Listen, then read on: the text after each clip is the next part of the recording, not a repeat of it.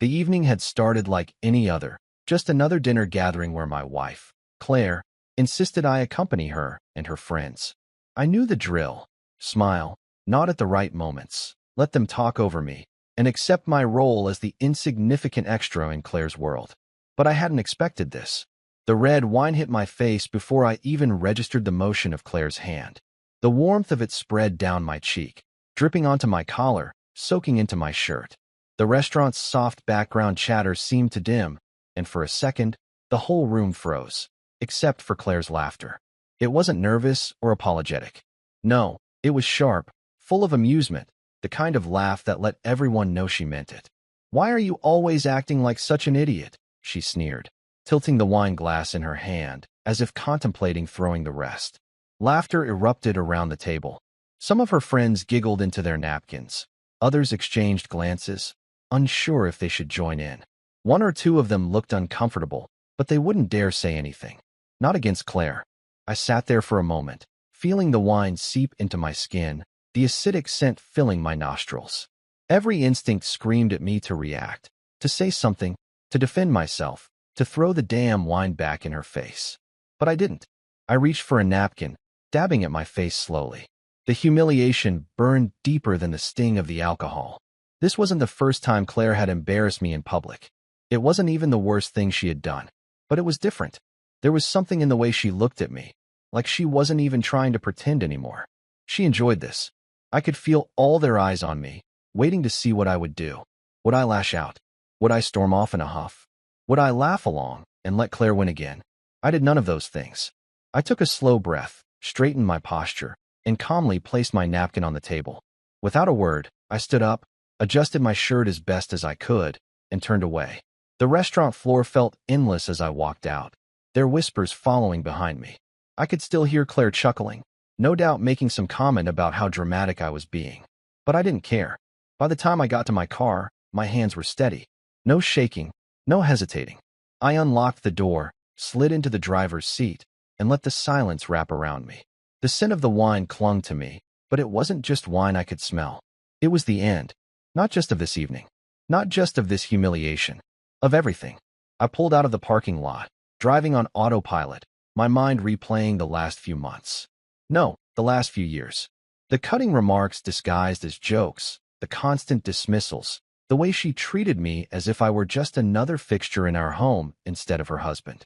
It had been happening for so long, creeping into our marriage like rust on metal, slow and corrosive. And I had let it. But tonight was different.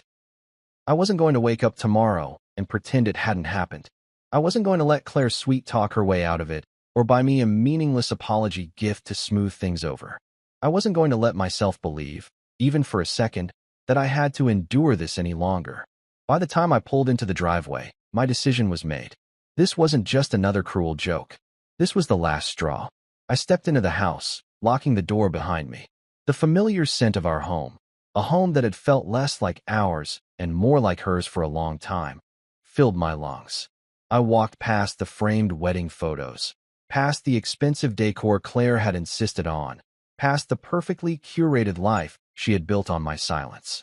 I sat at the kitchen table, staring at the darkened screen of my laptop. My reflection stared back at me, faintly visible in the dim light. A man I barely recognized. That was about to change. I opened the laptop and pulled out a notepad, clicking the pen open with a quiet snap. And then I started writing. Not a letter, not a complaint, not an angry outburst. A list. A list of everything Claire had ever done to me. Every insult, every humiliation, every moment I had swallowed my pride for the sake of peace. I wrote down dates, words, actions, things I had forced myself to forget but never truly had. I detailed the slow erosion of our marriage, the way she had made me feel small in my own home. The words flowed easily, almost too easily. This wasn't about revenge. It wasn't about making her suffer. It was about remembering. Because for too long, I had convinced myself that maybe I was overreacting. Maybe she didn't mean it. Maybe it was just how Claire was. But as I stared at the pages filling up with ink, I knew the truth. It had never been me. It had always been her. And now, it was over. Claire didn't come home immediately. I wasn't surprised. She loved the attention too much to leave the party early, especially after her little spectacle. She'd be basking in the glow of her moment, reveling in the laughter, replaying the way the wine splashed across my face in her mind. I sat alone in the dimly lit kitchen, my fingers tapping against the wooden table. The house was quiet, too quiet. It hadn't always felt this way. There was a time when this home had been filled with warmth, with the sound of shared laughter, quiet conversations stretching late into the night. But that was years ago. Now, the silence was suffocating. I looked down at the notepad in front of me. The list I had started earlier had grown longer. Every line felt like a scar reopened, a wound I had tried to ignore for far too long. Claire's insults had started subtly at first. A harmless joke here, a teasing remark there. I had laughed them off in the beginning. But then they grew sharper, crueler, laced with an edge I couldn't ignore. Oh, don't bother helping, you'd just mess it up. You? Fix something around the house. That's funny. God, you're embarrassing. The words had built up over time, chipping away at me like slow erosion, wearing me down until I didn't even recognize the man staring back at me in the mirror. Tonight was just the final confirmation of what I had been denying for too long. Claire didn't respect me. She didn't love me. Not anymore. Maybe not ever. I leaned back in the chair, rubbing a hand over my face. The scent of wine still lingered on my skin. I needed a shower, but I couldn't bring myself to move. The front door opened. Her footsteps were light, almost careful, as she stepped inside. I knew her well enough to recognize the shift in her energy. She was expecting me to be in bed, curled up and licking my wounds like a kicked dog. She didn't expect me to be sitting here, waiting. When she stepped into the kitchen and saw me at the table, her expression flickered for just a second. She masked it quickly, but I caught it. Unease. She tilted her head, forcing a smirk. Oh, come on. You're not still upset about that, are you? I didn't respond. She sighed dramatically, tossing her purse onto the counter. Seriously, it was a joke. Everyone was laughing. You always take things so personally. I still didn't say anything. That was when she actually looked at me. Really looked at me. Her smirk faltered. What? I held up the notepad. She squinted at it, confused. What the hell is that? I flipped it closed and set it aside. A list. Her brows furrowed. A list of what? I met her gaze evenly. Everything you've ever done to me. Silence. For the first time in a long time, Claire had no quick comeback, no sarcastic remark, no dismissive wave of her hand. She let out a short laugh, but it sounded forced. Oh, please. She crossed her arms. Don't be dramatic. I didn't look away. Her amusement slowly faded. You're serious. I nodded. Something flickered across her face. It wasn't guilt. Claire never felt guilt. It was something closer to annoyance, maybe even nervousness. She didn't like this. She didn't like the idea of me keeping track, of me remembering. Because for years, she had relied on me forgetting, on me brushing it aside, on me letting it go. I don't know what you think you're doing, she said, her voice sharper now. But I'm not in the mood for your little pity party. I leaned forward, resting my forearms on the table. You humiliated me tonight. She rolled her eyes. Oh my God, it was a joke. You call me an idiot. You acted like one. I inhaled slowly. You threw wine in my face. She scoffed. You deserved it. And there it was. No regret. No apology. Just justification. Claire had never seen me as an equal. I had been nothing more than a background character in her life. An accessory she could dress up or ridicule depending on her mood. I pushed my chair back and stood. This was the last time. Her brow furrowed. What? This was the last time you'll ever get to humiliate me. She let out a laugh, but there was an edge of unease behind it. Oh, please. What are you going to do? Run away? Go cry somewhere. I smiled, but it wasn't the kind she was used to. No. I'm going to make sure you never do this to me again. I grabbed my notepad, my laptop, and turned to leave the kitchen.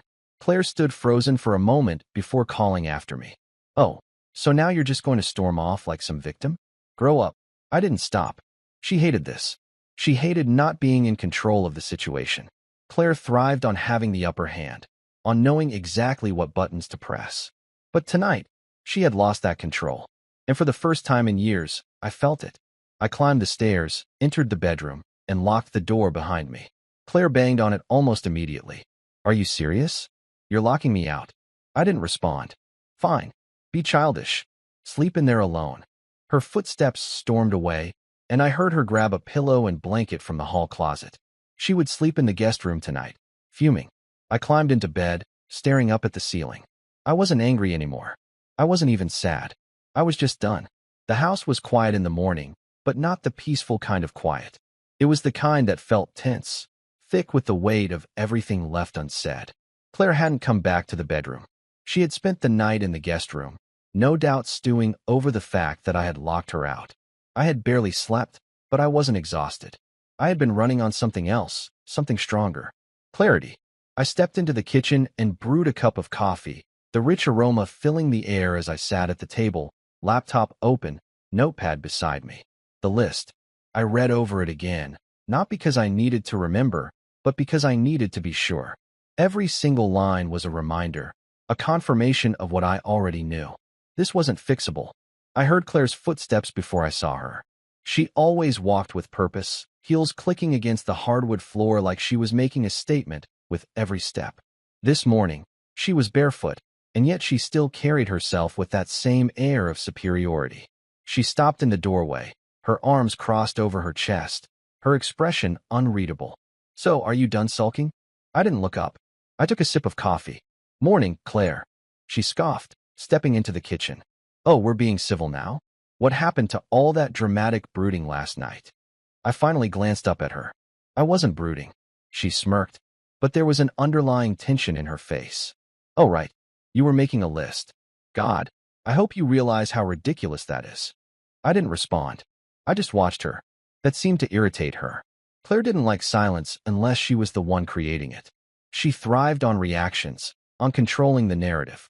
She opened the fridge, pulled out a bottle of orange juice, and poured herself a glass. "So, what's the plan here?" she asked, leaning against the counter. "Are you expecting me to grovel? To beg for your forgiveness?" I closed my laptop slowly. "No." She took a sip, raising an eyebrow. "Then what do you want?" I pulled out my phone and unlocked it. I could see her watching me, curious but still dismissive, like she was waiting for me to say something she could mock. Instead, I just pressed play. Her voice filled the room. Sharp, clear, unmistakable. "Why are you always acting like such an idiot?" The sound of laughter followed. The clinking of glasses. The humiliating moment, perfectly captured. Claire froze. The video played on, the camera angle shifting slightly. It had clearly been recorded by someone sitting at the table, someone who hadn't found it as funny as she did. When the video ended, I set my phone down. She let out a short laugh, but it didn't reach her eyes. "Who the hell recorded that?" "One of your friends." Her jaw tightened. "Which one?" I leaned back in my chair. "Does it matter?" She crossed her arms again, but this time, it wasn't out of defiance. It was defensive. "So what? You're keeping a video like some bitter ex-girlfriend? Are you planning to do something with it?" I didn't answer. She exhaled sharply, shaking her head. "Jesus, you're unbelievable. You act like I committed some kind of crime." "It was a joke." I tilted my head. "Did it look like a joke to you?" She rolled her eyes. "Oh, come on. People laugh at each other all the time. Don't be so sensitive." "People laugh with each other, Claire. Not at." She scoffed, but there was a flicker of something in her expression, something I hadn't seen before. Fear. Not because she thought I would hurt her. No, Claire wasn't afraid of me like that. She was afraid because, for the first time, she wasn't in control. "Delete it," she said suddenly. I smirked. "Why? It was just a joke, right?" Her lips pressed into a thin line. I let the silence stretch between us, waiting. "Seriously," she said, her voice lower now. "Delete it." I took another sip of coffee. "No." Her nostrils flared. "You're acting like a child." I shrugged. "Maybe, but you're acting like someone who's suddenly very worried about a harmless joke." Her jaw tightened. She looked away, rubbing her fingers against the rim of her glass. "I swear to God, if you try to embarrass me with that video, I set my coffee down with a quiet clink. "You'll what?" She snapped her mouth shut. And just like that, the power shifted. For years, Claire had held all the control. She dictated the way our marriage functioned, the way people perceived us, the way I saw myself. She had crafted a narrative where she was the strong, charismatic wife with the weak, pathetic husband who was lucky to have her. But now she was the one floundering. I leaned forward, resting my elbows on the table. "You've spent years making me feel small, Claire. You've torn me down in front of your friends, your colleagues, hell, even strangers. And every time, I let it go. Every time, I told myself it wasn't worth the fight. That I loved you too much to make it a big deal. Her eyes flickered, but she didn't say anything. But last night, I continued. Last night, I realized something. I realized that you don't love me, Claire. You love control. You love having someone to belittle, someone to make yourself feel superior to. That's not. I held up a hand. Don't. Don't insult me by pretending otherwise. She swallowed. I sat back again, watching her carefully. I'm not going to post the video, if that's what you're worried about. I'm not petty, but I am done pretending. She hesitated. What does that mean? I exhaled slowly. It means things are going to change. Claire wasn't used to this. She wasn't used to me standing my ground, to me refusing to play along. She tried to mask her unease with indifference, but I saw right through it. Fine, she muttered, pushing off the counter. You want to play this little game? Be my guest. She turned on her heel and stalked out of the kitchen. I didn't stop her. I didn't need to. Because for the first time in our marriage, Claire was the one walking away uncertain. Claire stormed up the stairs, her footsteps heavy, each one laced with frustration. She expected me to follow her, to chase her down, to try and talk things through, to beg for an apology that would never come. That's how it had always been. She would cross a line. I would call her out. She'd deflect. I'd try to smooth things over, and the cycle would repeat. But not this time. This time, I stayed put. I picked up my coffee, took a slow sip, and let the silence settle around me. Claire thought she was in control of this situation, but she had no idea just how much I had already taken back. Because while she had been out humiliating me last night, I had been busy. I pulled my phone from my pocket and opened my banking app. The numbers were exactly where I had left them. Half of our shared savings, now securely in my own account. Legally mine. Claire had always been the one who managed the finances, not because I couldn't, but because she liked to. She liked knowing where the money was going, how much was being spent, and, more importantly, how much power she had over it. She controlled the credit cards, the accounts, the bills. She made sure I always had just enough to keep me comfortable, but never enough to make me independent. That changed last night. I had transferred my half, removed her access to my credit card, and frozen our joint account. If she wanted money, she'd have to dip into her own savings. I locked my phone and set it down. Claire would find out soon enough. I turned my attention back to my laptop. I had already drafted the necessary emails to my lawyer. Just preliminary inquiries, nothing official yet. But it was only a matter of time before this marriage was over. Because I was done. I wasn't going to be her doormat anymore. I wasn't going to be the man she laughed at in front of her friends. I wasn't going to need her approval to feel like I was worth something. A sharp thud echoed from upstairs. Claire had slammed something. Maybe a dresser drawer. Maybe the door itself. She was angry. Good. Let her be angry. She had built this entire marriage on the idea that I would always be there. That no matter how cruel she was, I would stay. That I would tolerate the cutting remarks, the dismissive glances, the way she spoke to me like I was an inconvenience rather than her husband. But the moment she realized she was losing control, the moment she felt the ground shift beneath her, that's when the panic would set in. I didn't have to wait long. Minutes later, she came stomping back down the stairs, her face carefully composed but her eyes burning with frustration. She was holding her phone in one hand, gripping it tightly. I didn't look up right away. I let her stand there, shifting from one foot to the other, waiting for me to acknowledge her. Finally, I glanced up. Something wrong. She let out a short laugh, but it was hollow. You think you're clever, don't you? I arched an eyebrow. I don't know what you mean. She lifted her phone slightly. My card got declined. I took another sip of coffee. That's unfortunate. Her jaw clenched. Cut the crap. What did you do? I set my mug down and leaned back. I secured my finances. Her nostrils flared. Our finances. I tilted my head slightly. No, Claire. My finances. I took my share. The rest is still there for you. She scoffed, running a hand through her hair. You think you can just do that? Just take half of our money like you're entitled to it. I exhaled slowly, letting my fingers drum against the table. You mean like how you've been using our money to go on vacations with your friends? Buying things you never even told me about? Throwing expensive dinner parties where I'm nothing more than the butt of the joke? She rolled her eyes. Oh my God, you're still on that? It was one night. I shook my head. No, Claire. It wasn't. It was years of the same treatment, the same disregard, the same humiliation. She stared at me, her lips pressed into a thin line. So what? You're just going to what? Punish me? Make me suffer because your ego got bruised? I smiled. No, I'm just done letting you dictate my life. Claire crossed her arms. You're being dramatic. I shrugged. Maybe. Or maybe I'm finally standing up for myself. Her eyes flickered with something. Hesitation, uncertainty. She didn't like this. She didn't like that I wasn't reacting the way I used to. Normally, she would be able to gaslight me, manipulate me into thinking I was overreacting, convince me that I was the problem. But not this time. She exhaled sharply. So what now? I studied her carefully. Now? I start planning my future without you in it. She let out a short, bitter laugh. Oh, please. You wouldn't last a week without me. I smirked. That's what you'd like to believe. Her phone buzzed in her hand. She glanced down at it, and I watched as her expression shifted. More messages. More people talking. It wasn't just about the money. People were seeing her differently now. I knew at least one of her friends had shared that video beyond our dinner table. And once things spread, they didn't stop. Claire had always been the golden one, the woman everyone admired, the one who could do no wrong.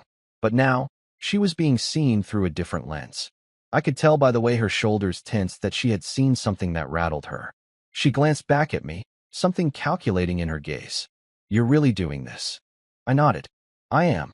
She inhaled through her nose, her jaw tightening. I could see the wheels turning in her mind, the desperate attempt to figure out her next move. But the thing was, she had already lost. She just didn't know it yet. Claire turned on her heel and walked away. I let her go. She could plot all she wanted. She could try to twist things, manipulate the situation, find a way to spin this back in her favor. But it wouldn't work. Because for the first time in a long time, I wasn't playing by her rules anymore. The next morning, Claire acted as if nothing had happened. I expected this. It was part of her strategy, pretend the problem didn't exist until she could figure out a way to twist it back in her favor. She sat at the breakfast bar, sipping her coffee, scrolling through her phone, looking as composed as ever. But I wasn't fooled. I could see the tension in her shoulders, the slight tightness in her grip, the way she was deliberately avoiding looking at me. I didn't say anything as I poured my own coffee and sat across from her. I could feel the weight of her silence, the brewing storm behind her calm facade. She wanted me to be the first to speak, to break the tension so she could control the conversation. I didn't give her that satisfaction. Instead, I sipped my coffee, opened my laptop, and started going through my emails. She lasted about 5 minutes before she snapped. What the hell did you do? I didn't look up. You'll have to be more specific. Her jaw clenched. Don't play dumb with me. My bank account is frozen, my card is still declining, and she waved her phone. This video is everywhere. I slowly shut my laptop and met her gaze. Oh, her eyes narrowed. You knew this would happen. I leaned back in my chair. No, Claire. You did this. I didn't tell you to humiliate me in public. I didn't make you throw wine in my face. I didn't record the video. One of your friends did. And apparently, the world doesn't find it as funny as you thought they would. Her lips pressed into a thin line. You should have deleted it. I arched an eyebrow. Why? It was just a joke, right? Her fingers curled around her phone. God, you're pathetic. You're actually acting like a victim. I smirked. Because I was. She stood abruptly, pacing the kitchen. Do you have any idea what you've done? My clients are seeing this. My boss saw it.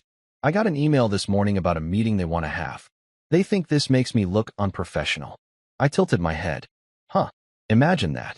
Her glare was ice. You're enjoying this. I took another sip of coffee, my voice calm. I'm enjoying watching you deal with the consequences of your own actions. She let out a sharp, humorless laugh. And what? You think you're winning? What's your plan, huh? Destroy my reputation? Take half the money and run? Do you really think you're the one coming out on top? I sighed, shaking my head. Claire, this isn't about winning. It's about finally standing up for myself. She scoffed, shaking her head. Oh, please. You think you're some kind of martyr? You're still the same pathetic man you've always been. You think a few financial moves and a viral video make you stronger? I stood up slowly, pushing my chair back. No, Claire. What makes me stronger is realizing I don't need you. She froze. For years, she had held on to this belief that I was dependent on her, that I needed her validation, her approval, her presence. She thought I would always be there, no matter how badly she treated me. But she was wrong. I grabbed my laptop, my phone, and my coffee. I have work to do. She blinked. as if she hadn't expected me to just walk away. But I did. I went to my office, closed the door, and left her standing there, alone with her panic. I sat at my desk, exhaling slowly. My hands weren't shaking. My breathing was steady. For the first time in years, I felt completely in control. I wasn't sure how long I had been working when I heard Claire on the phone. Her voice was sharp, laced with barely contained frustration. "I don't care how it happened. Just fix it," she snapped. A pause. "No, I don't know who sent it to them, but I need it taken down." She was scrambling. I smirked to myself. She wasn't used to this. She wasn't used to people seeing the real her. I continued with my work, letting her deal with the fallout. Eventually, she came knocking. I didn't look up. "Busy." She opened the door anyway. "We need to talk." I sighed, closing my laptop. "About what?" She hesitated, then crossed her arms. "You need to help me fix this." I blinked. Then I actually laughed. She scowled. "I'm serious." I shook my head. "You don't get it, do you? I don't need to help you. I'm not your problem solver, Claire. I'm not your PR team. You did this to yourself." Her nostrils flared. "Do you have any idea what this could cost me?" I stood up, meeting her glare head on. "Do you have any idea what you've cost me? My self-respect? My dignity? My sanity?" She clenched her jaw. "This is ridiculous." I shrugged. "Maybe, but it's not my problem anymore." She stared at me, something flickering behind her eyes. For a second, just a second, I thought I saw something close to fear. Not fear of me, fear of losing. Because for the first time, she realized she wasn't in control. I picked up my phone, checked the time. "I have a meeting in 20 minutes. Do you need anything else?" Her lips parted slightly, as if she wanted to say something. But she didn't. Instead, she turned and walked out. I exhaled slowly, gripping the edge of my desk. It was happening. The shift. The power that she had wielded over me for years was slipping through her fingers, and there was nothing she could do to stop it. And the best part? I didn't even have to do anything. She was undoing herself. Claire was unraveling. I saw it in the way she carried herself now. Her usual confidence had dimmed, her sharp, cutting tone laced with something new. She was still fighting, still trying to regain her grip, but I could see the cracks forming. She spent most of the day on the phone, trying to put out fires. The video had spread further than she anticipated, and no amount of damage control could fully erase the stain on her perfect reputation. I sat in the living room, watching as she paced back and forth, her phone pressed tightly to her ear. "What do you mean it's still up?" she hissed. "I thought you said you could get it taken down." A pause. Her fingers curled into her palm. "I know how the internet works, but there has to be something we can do." She stopped mid-sentence, her back straightening. Her head turned slightly, her eyes meeting mine. I didn't say anything. I just watched her. The silence stretched between us, heavy and loaded. She ended the call abruptly and tossed her phone onto the couch. "Are you enjoying this?" I leaned back against the cushions. "Enjoying what?" She scoffed. "Watching me deal with all this." I took a sip of my drink. "I don't have to watch you deal with anything, Claire. You brought this on yourself." Her hands balled into fists. "You could have deleted the video." I arched an eyebrow. "And you could have not thrown wine in my face and humiliated me in front of your friends. Actions have consequences." She shook her head, pacing again. "It's not just about you, you know. This is affecting my career. My boss is putting me on leave while they assess my behavior. My clients are distancing themselves." She stopped and looked at me, her lips curling in frustration. "But I bet you love that, don't you?" I set my drink down. "No, Claire.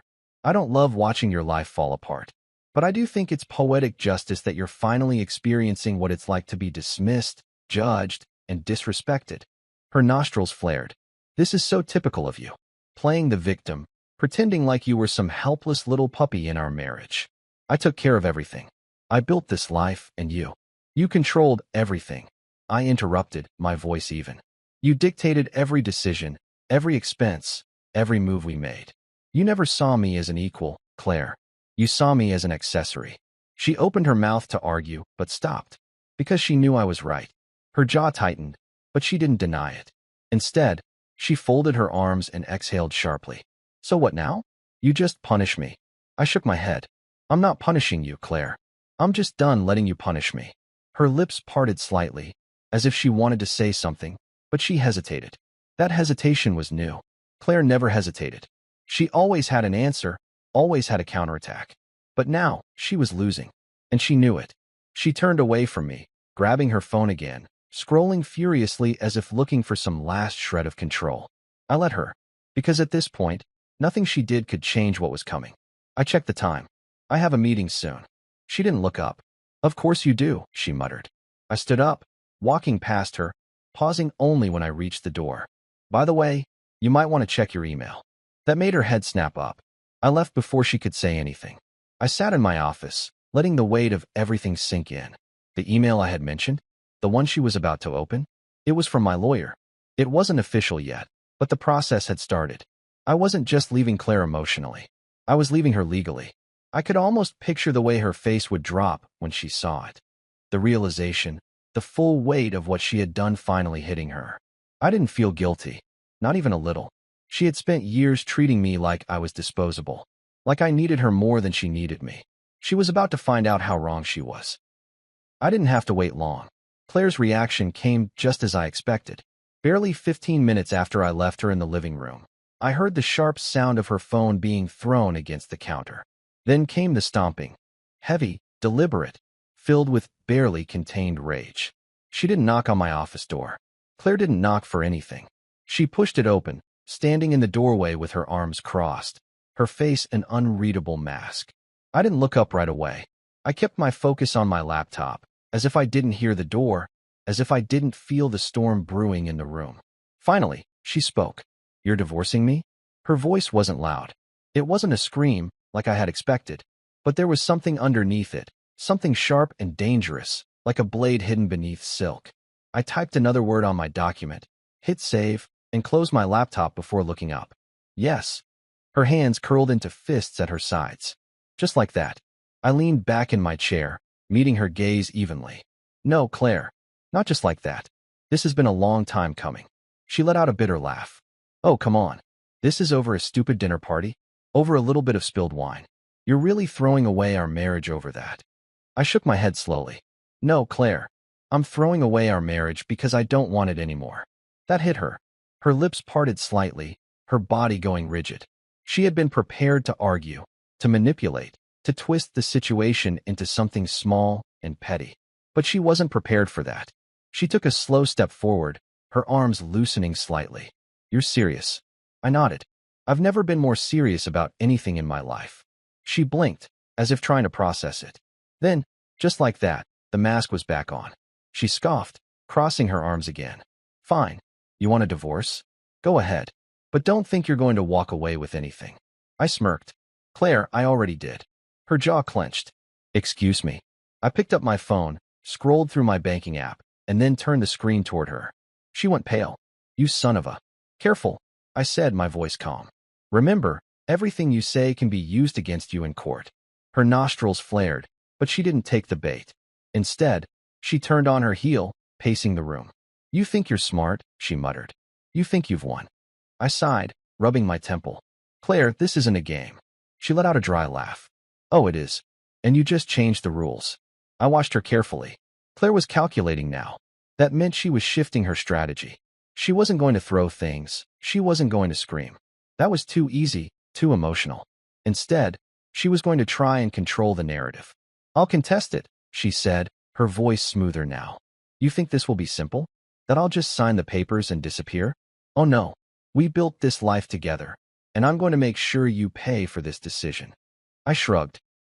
You can contest all you want. It won't change anything. She narrowed her eyes. You really think you have the upper hand? I smiled. Claire, for the first time in this marriage, I do. She stared at me, studying me, searching for something she could use.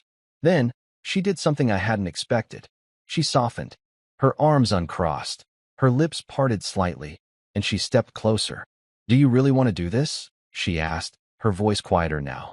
I tilted my head. Yes. She exhaled, rubbing a hand over her face. Look, maybe we got carried away. Maybe things got bad. But we've been together a long time. We have history. I leaned back in my chair. History isn't a reason to stay in something that makes you miserable. She hesitated. You're really miserable? I nodded.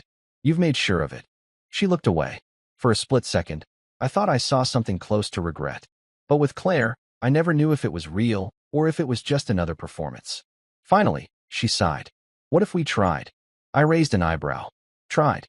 She shrugged, forcing a small smile. To fix this? I mean, come on. We've been through worse, haven't we? I let the silence stretch between us before speaking.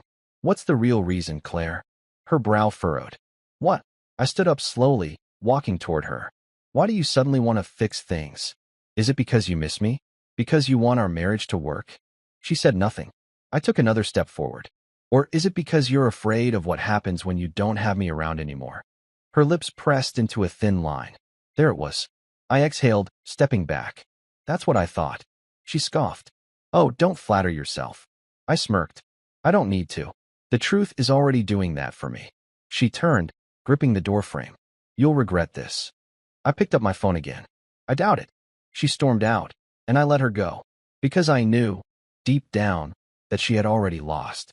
That night, Claire didn't sleep in our bedroom. She didn't even try to. I heard her moving around in the guest room, shuffling through drawers, opening and closing cabinets, making just enough noise to remind me of her presence. It was her way of making a statement. She wanted me to know she was still there, that she wasn't going anywhere quietly. I laid in bed, staring at the ceiling, listening to the distant hum of the city outside. A part of me expected to feel something, regret, hesitation, maybe even nostalgia. But there was nothing. No sadness. No longing. Just relief. For the first time in a long time, I felt like I could finally breathe.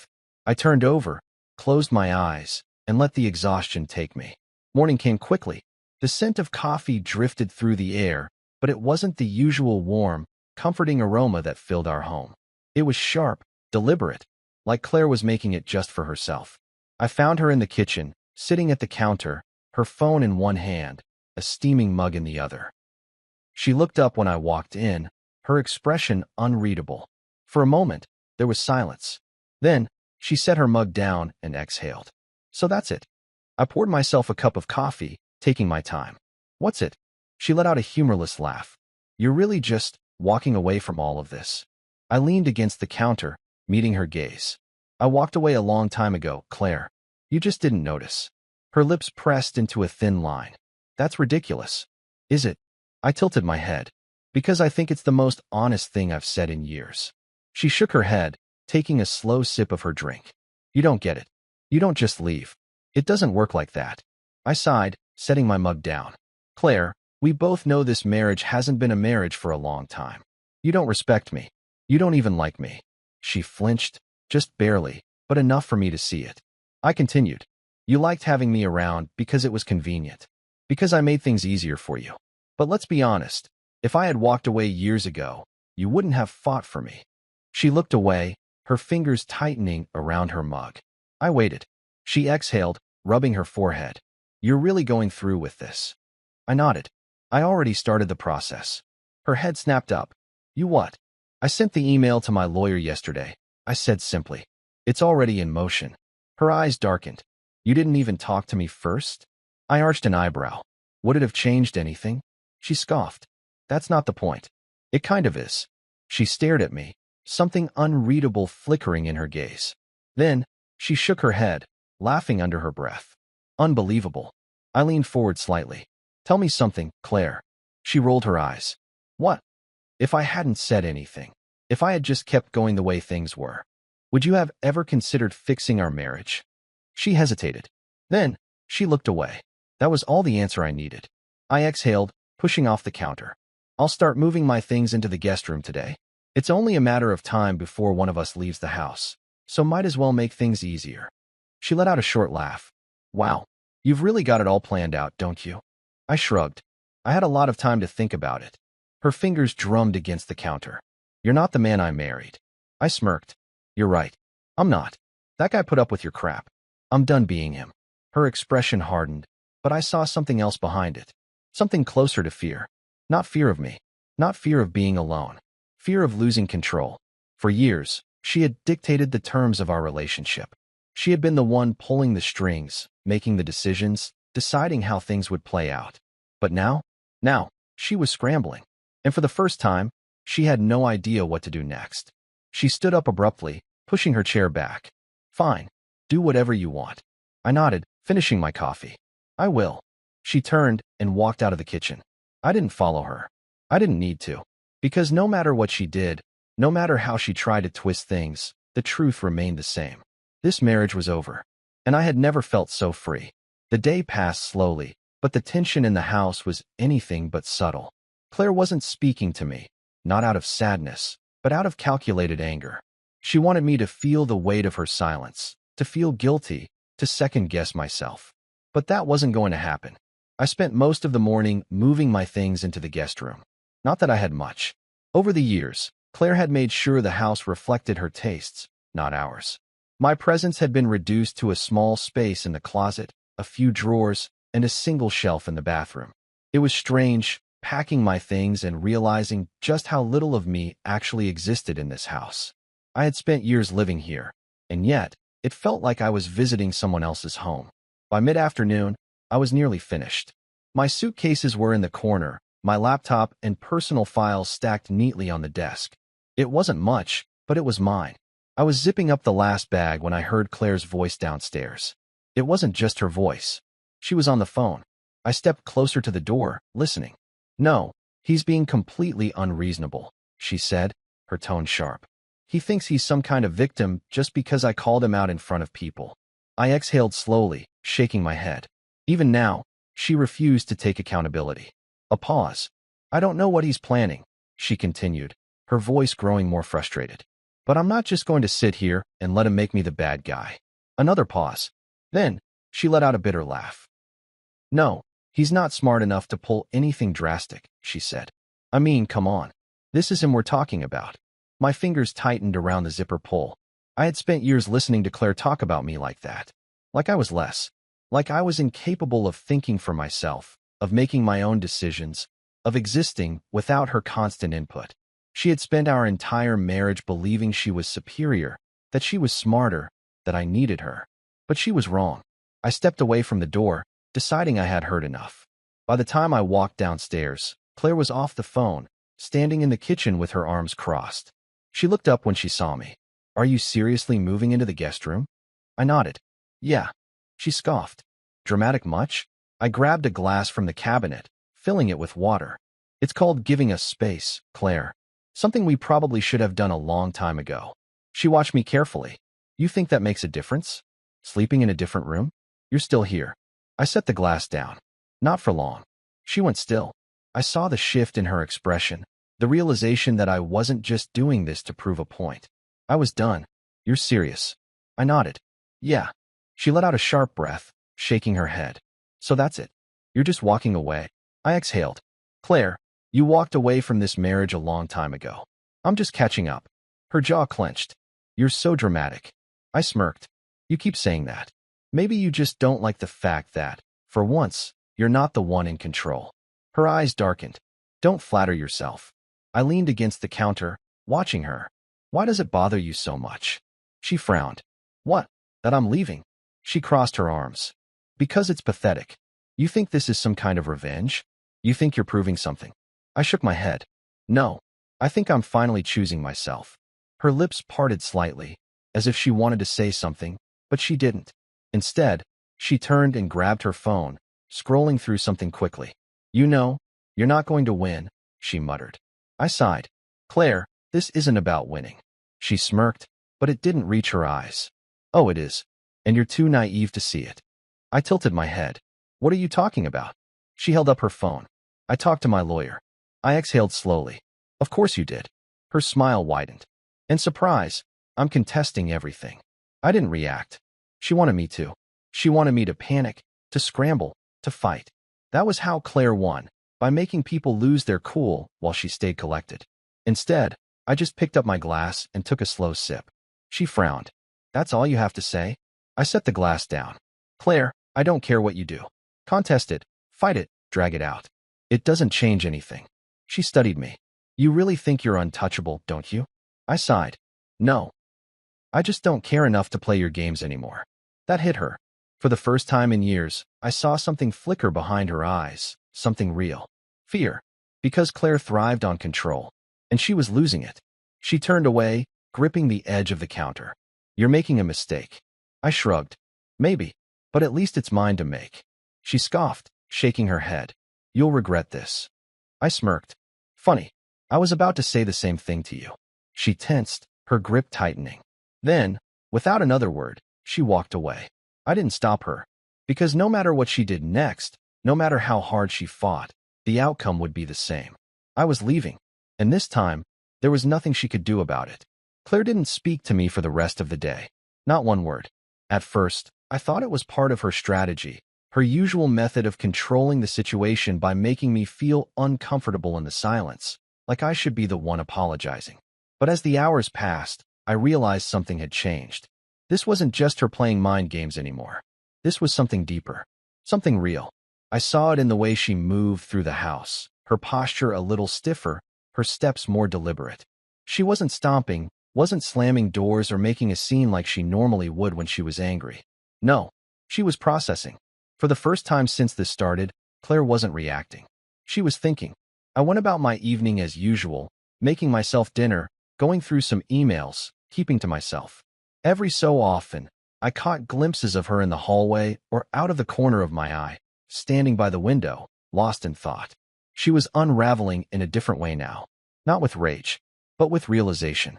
She had spent years believing she was the one in control, that no matter what she did, I would always stay, always tolerate, always bend. But now, she was seeing the truth. I wasn't bending anymore. I was leaving. And no amount of manipulation or contesting or power plays would change that. I was sitting in the guest room later that night, scrolling through my phone, when there was a soft knock on the door. I knew it was her before I even looked up. For a moment, I debated ignoring it. But something told me this wasn't another one of her games. So, I sighed, set my phone down, and said, "Come in." The door opened slowly, and Claire stepped inside. She wasn't dressed to intimidate like usual, no designer blouse, no perfectly tailored pants. She was in an oversized sweater and leggings, her hair pulled back in a way that made her look smaller, almost unsure. It was the most human I had seen her in years. She hesitated, glancing around the guest room. "So, you're really doing it?" I nodded. "Yeah." She swallowed. I checked my email. I leaned back against the pillows, watching her carefully. And she let out a soft breath, her hands twisting together in front of her. "You actually filed." There was something in her voice that I couldn't quite place. Not anger, not even sadness, just disbelief.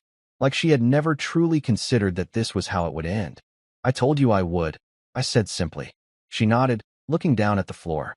"Yeah, I didn't think." She trailed off, shaking her head slightly, as if even she couldn't finish the sentence. I waited. She took a slow breath, then finally met my eyes. "I don't want this." I sighed. "Claire." "No, just listen," she interrupted, stepping closer. "I know I've been." She stopped, pressing her lips together. "I know I've made mistakes. I know I haven't always treated you fairly." I arched an eyebrow. That's an understatement. Her jaw tightened, but she nodded. "Yeah, maybe it is." She glanced at the bed, then back at me. "Can I sit?" I gestured to the chair across from me. She let out a small, humorless laugh, but didn't argue. Instead, she sat down, folding her hands in her lap. A few moments of silence passed before she spoke again. "I don't know when things got this bad." I let out a slow breath. "I do." She looked up at me. I held her gaze. "It wasn't just one thing, Claire. It was everything. The way you spoke to me, the way you dismissed me, the way you made me feel like I was nothing in my own home." Her throat bobbed as she swallowed. "I didn't mean to." "Yes, you did," I cut in. "You didn't mean to, Claire. You liked making me feel small. It made you feel bigger." She flinched, but I didn't let up. For years, I told myself it was just your personality, that you didn't mean the things you said, that if I just tried harder, maybe you'd respect me, maybe you'd see me. I shook my head. "But you never did, and you never would." She inhaled shakily, her hands gripping the fabric of her leggings. "I don't want you to go." I sighed, running a hand down my face. "Claire, please," she said softly. It was the first time she had ever said that word to me, and it almost worked. Almost. I studied her, really studied her. For the first time, she looked lost. But I couldn't let that change my decision. Because this wasn't about Claire anymore. This was about me. I leaned forward, resting my elbows on my knees. "Claire, do you actually want me? Or do you just not want to lose?" Her eyes widened slightly, as if the question had never even occurred to her. And that told me everything I needed to know. She wasn't fighting for me. She was fighting for the control she was losing. She was fighting because she hated the idea of being left. But she wasn't fighting because she loved me. I sighed, standing up. I think you should go back to your room. She stared at me. That's it. I nodded. Yeah. She looked down, her lips pressing together, her body tense. For a moment, I thought she might try again. Might say something else, try to pull another card, another angle. But instead, she just nodded. Then, without another word, she stood and walked toward the door. She paused in the doorway, gripping the frame for just a second. Then she glanced back at me, her eyes unreadable. I'm sorry, she murmured. I exhaled slowly. I hope one day you mean that. She flinched. Then, she left. And I didn't follow. I sat back down on the bed, rubbing a hand over my face. It was over. For real, this time. No more second-guessing. No more wondering if I was making the right choice. I was done. And for the first time in years, I felt free. I picked up my phone and stared at the screen for a moment.